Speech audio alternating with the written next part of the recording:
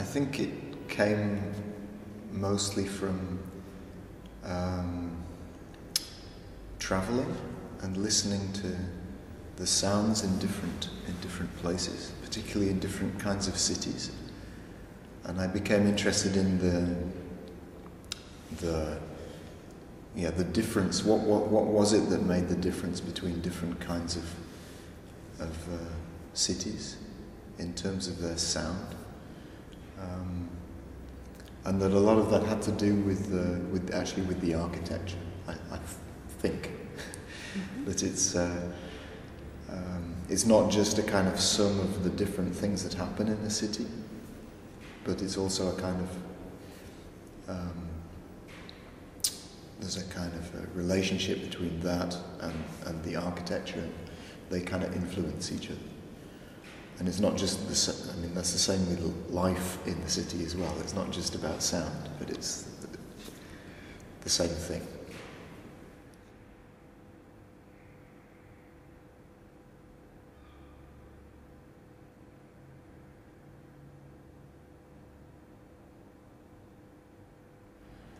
Yeah, I often think about that. Because I also like being in nature, So it's something I'm not completely sure why that happens, but I think that in cities you get a kind of incredible concentration of energy, of social energy, I suppose. And things that happen elsewhere are kind of magnified in the city. And I'm very interested in not just how a city is when you visit it and you go and walk around, but also how it changes over time, how it grows, and the forces that are at work to shape the city, which can be social or political forces. And how that comes out in how the city works and how it's organised.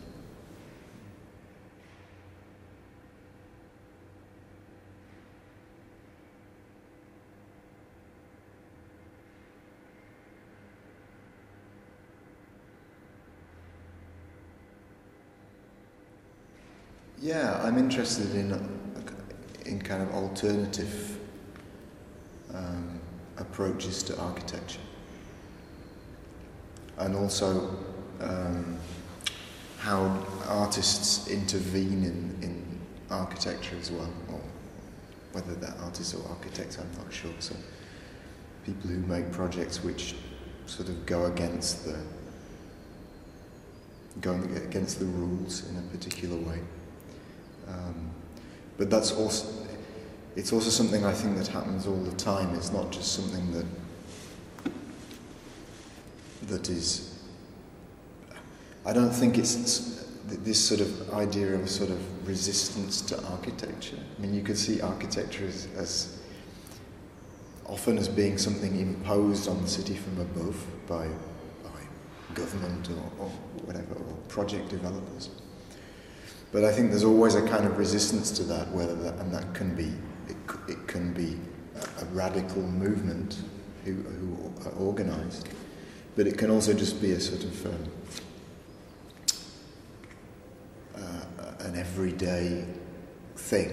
It can be the fact that somebody decides to paint their door in a different colour, or it can be little things like that, or people planting flowers or vegetables, outside their house, or not outside their house, in some kind of public space.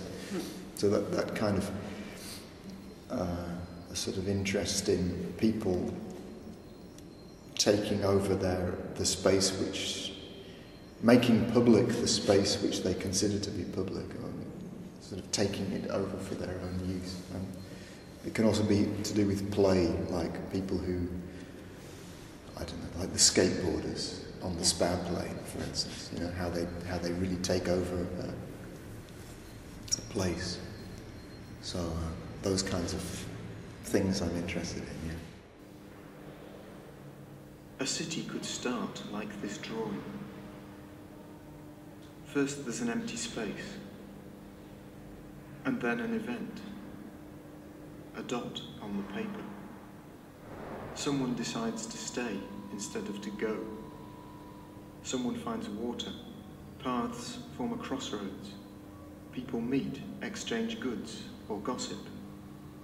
The city grows organically. It cells, dividing, changing and spreading. But in doing so, it becomes fixed, sedentary.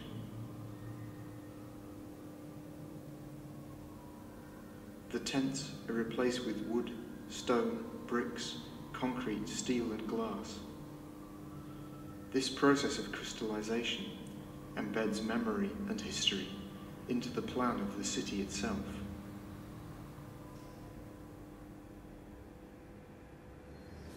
I don't think I'm so much influenced. I mean, when I was a kid, I read a lot of science fiction. But I don't think it's so influenced by cinema. It's maybe more that I think a lot of science fiction is kind of utopian in nature, and so it draws on a lot of writing and utopian architectural projects which have happened in the real world, or which have been, in theory, they've been written about. And I'm very interested in that. So I think it's maybe that the science fiction film is kind of parallel rather than it's not so much an influence, I think, but there's a connection in this sort of interest in the future and in utopian forms, I think.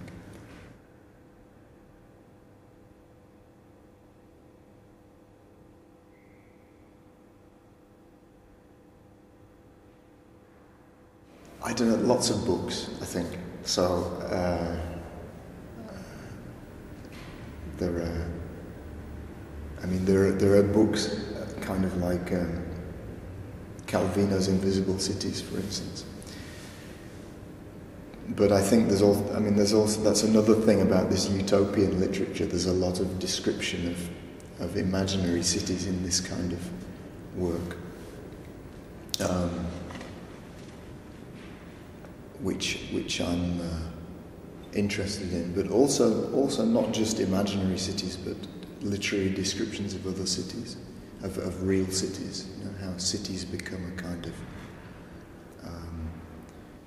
a stage for action, or that you follow people through particular cities. For instance, the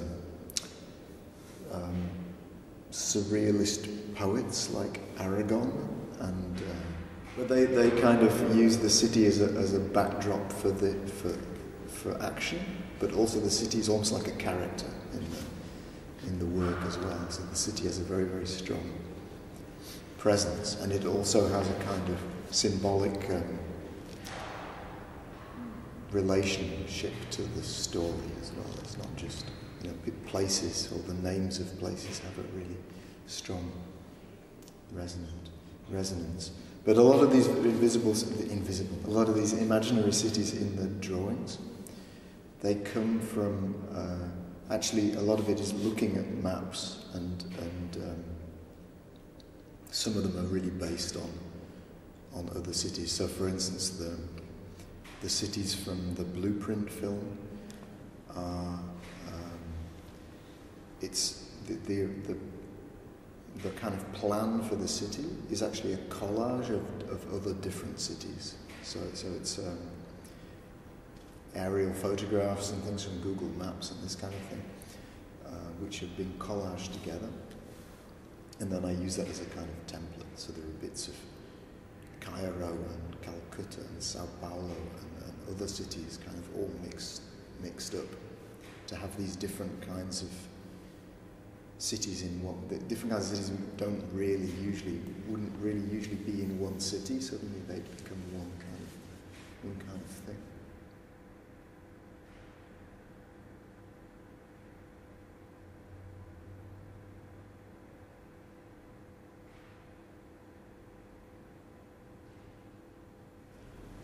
I think that's actually the ideal city, is a city which has lots of different.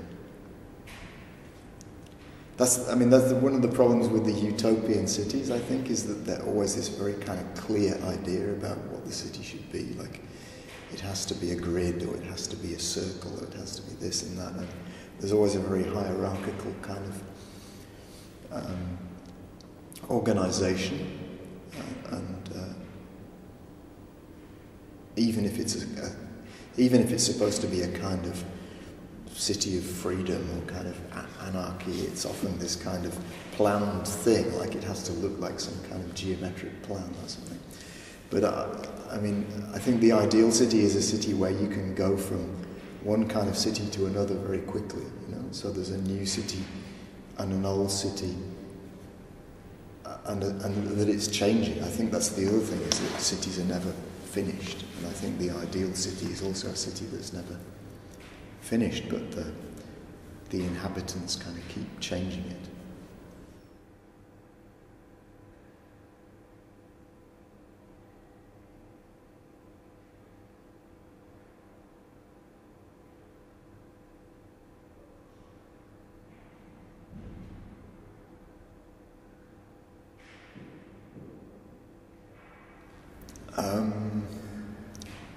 Well, I think in terms of the city, that it's kind of clear. For me, it's clear that it's about questioning how cities are created and policed, and who owns the city, and this kind of thing. And for the music, maybe it's musical questions, if you like. Maybe that's slightly different. But it comes for me from, I'm really, really interested in improvised music, or improvisation in music, which happens in lots of different ways in different kinds of music. And I'm interested because I play music too, and I also like listening to music, so I have a kind of interest as a musician, but also as the audience. And I'm really interested in how structures, if you get a group of people improvising together, how structures are created and how they kind of dissolve, and how sometimes you have the feeling that it's not working, but it's still interesting. There's something wrong. But the music, for me, I always find the music still interesting, even when you think it's not going very well, you know. And to me, it's a kind of a negotiation between the musicians through their music. So they're kind of creating some structure which is outside of them, but it's still related to the musicians and how they relate to each other. And to me, there's a kind of connection between that and how people live together in cities, or how cities are created. So that this was a kind of, the Blueprint film is an attempt to kind of force these two things together. On the one hand, urban growth, and on the other hand, some kind of musical structures, and to see, you know, whether they fit together or not. It's kind of experimental, because I'm not really sure I'm not really sure if there is a real clear link. It's a way to kind of to raise questions. That's why they're only questions. You know, they're just questions about it. And I quite like some musicians as well are very clear about what their music means to them politically. You know, for them it's a political statement often to play improvised music, but for others not at all. So I'm kind of interested in the musician's relationship to these questions which I ask.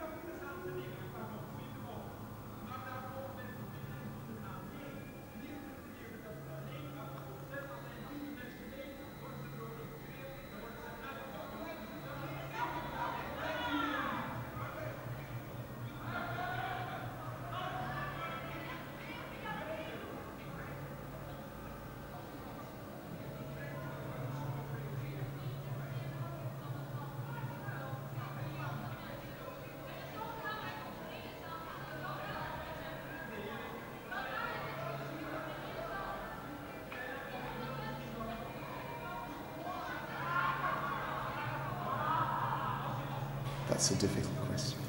Because I think that Stockhausen is a very... He's a very difficult figure in music. I wouldn't say that I was directly influenced by him, really. But I think the way that in his work there's always this sort of struggle between wanting total control of what's happening and this feeling that actually he should be giving the musicians some kind of freedom in a kind of, okay, this is like a 60s thing. I mean, most of this music that where this happens was written in the 60s, so there's this kind of, it's also related to social events, and this feeling that, okay, he in his music he tries to control almost every element. I mean, that it comes in a way from working with electronics, working in a studio with electronic music where the composer determines exactly what the audience hears, and there's no musician to interpret that. And on the other hand, you have pieces of Stockhausen where he just gives musicians a sentence which they have to think about and then make sounds, you know. So in his work there's also this thing about control and improvisation, which is interesting. And the thing in this piece, Stimmung, that I'm showing in the exhibition, which is based on this event that happened in the Holland Festival in 1969, I think that's really interesting how he does this piece, writes this piece, Stimmung, which is a very, very quiet piece. It's kind of very meditative. It had all the things in a way which were kind of to do with the counterculture and the hippies and all this kind of stuff. It's like four singers sitting cross-legged on cushions on the stage and singing in a way that's maybe more influenced by Eastern music than Western music, and using texts, some of the texts are political texts from the time, including Mao Zedong and things like this. And then, so there's this, but he's kind of also very controlling in his setting up of this thing, and then the audience that completely reject it and want to join it. Well, they say they want to join in, but they're kind of protesting against the piece. They don't understand it. They feel angry. And the nicest thing about this event is that, I mean, the piece is abandoned, and it turns into this discussion about democracy and participation among the audience. And Stockhausen leaves. And I don't know, when I first heard this, I heard this recording a long time ago. It was amazing, this kind of miscommunication, if you like, between the composer and the audience, and this misunderstanding.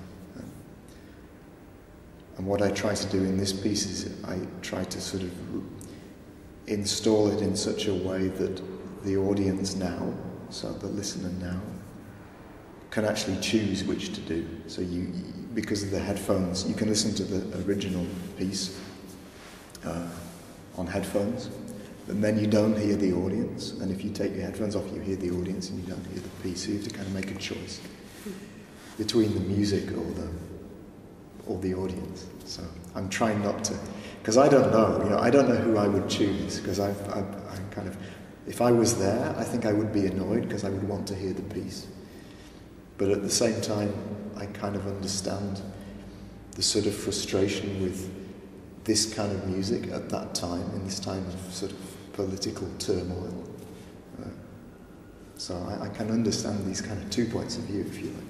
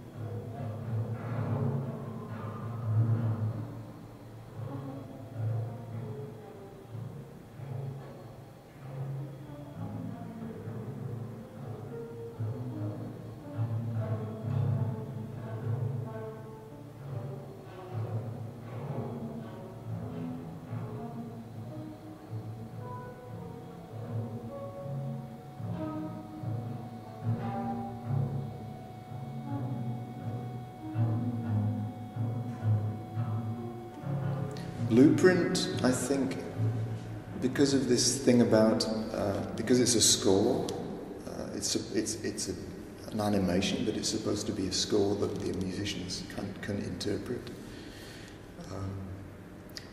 I think, I mean, the main influence, the person I read a lot about while I was working on this piece was Cornelius Cardew, this English composer, who died, I think, in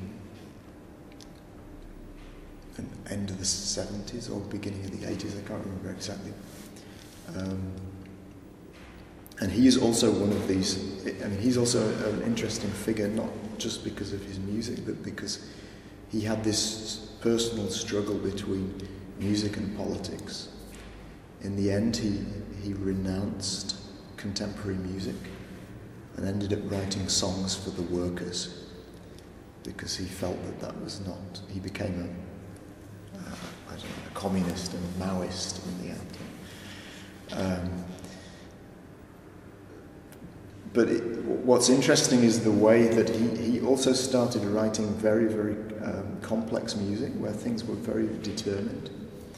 And he ended up then experimenting with different ways to guide improvisation. So the scores actually get, some of them at least, they get simpler and simpler. And they just have very simple rules which the musicians have to follow. Some of them are also made for non-musicians, so people who are not skilled musically. And you get these actually quite interesting, complicated structures coming out of these very simple rules. So again, it's these rules which become kind of social rather than being about musical technique or about musical tradition. They're more about, like you sing something and then you have to change the note you're singing on, and you have to sing a note that you can hear somebody else singing.